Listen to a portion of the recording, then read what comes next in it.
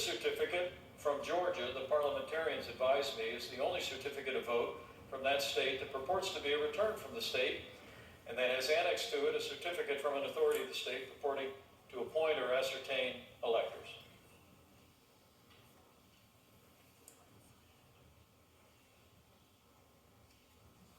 Mr. President, the certificate of the electoral vote of the state of Georgia seems to be regular in form and authentic, and it appears therefrom that Joseph R. Biden Jr. of the state of Delaware received 16 votes for president, and Kamala D. Harris of the state of California received 16 votes for vice president.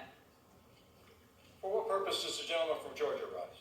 Mr. President, myself, members of the Georgia delegation, and some 74 of my Republican colleagues and I object to the electoral votes from the state of Georgia on the grounds that the election conducted on November 3rd was faulty and fraudulent due to unilateral actions by the Secretary of State to unlawfully change the state's election process without approval from the General Assembly, and thereby setting the stage for an unprecedented amount of fraud and irregularities, and I have signed the objection myself.